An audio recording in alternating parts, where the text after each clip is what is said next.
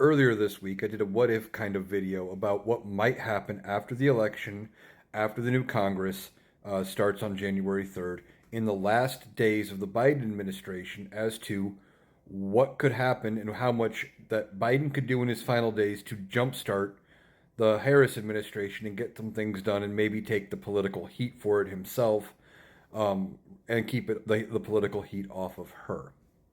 Now, I'm seeing a couple comments in that section of the video. One is asking, what about Mike Johnson?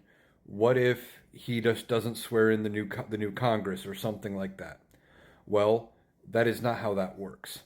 Once the election is held, basically as of, and I don't know the exact time, there is a time on January 3rd. As of January 3rd, there is no House of Representatives effectively. Every member is out of office until they take the new oath. And they can't take an oath of office until they select a speaker. Now, if you remember back to January of 2023, that took them like 17 votes to select a speaker over like multiple days before they settled on Kevin McCarthy, and Kevin McCarthy had to give away the farm in order to get all of the Republicans to vote for him. Presumably, the speaker is going to be Hakeem Jeffries, as he is right now the minority leader in the House. So what would happen? There would be a vote. Both parties would put up their candidate. They do a roll call vote. And then as long as they are over the 218 vote requirement to become speaker, then that is your new Speaker of the House, assuming it is Hakeem Jeffries and the Democrats are in charge. That is how we're going to go forward. Should the Republicans keep control of the House, it may be Mike Johnson, it may be somebody else. Depends on who all gets reelected and things like that. But assuming it's going to be Hakeem Jeffries, Hakeem Jeffries would take the oath of office himself, usually sworn in by one of the longest serving members of the House, of his party as well.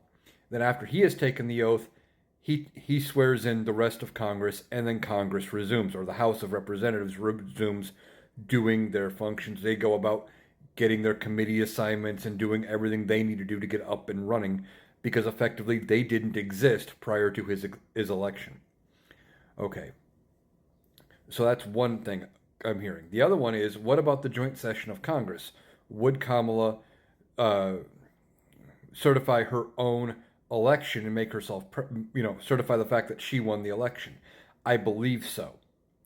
But if she does not, the Speaker of the House is not the one to oversee that joint session. First of all, again, we're assuming Democrats have control of the House. It would be Hakeem Jeffries, not Mike Johnson. So we don't have to worry about him muddying the waters that way. But then it would go to the President pro tem of the Senate, which is typically the longest serving member of the majority party. Assuming it's a Democrat, I do not know who that is. But you might remember back on January 6th, 2021, when they were going into that certification, there was some speculation about whether or not Mike Pence would even have shown up.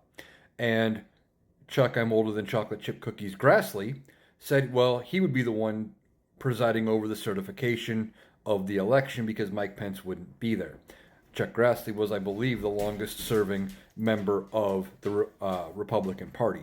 So either way, the Speaker of the House does not preside over that joint session. It would either be the Vice President herself, or it would be the President pro tem of the Senate, and presuming that the Democrats have the majority, that position would be held by a Democrat.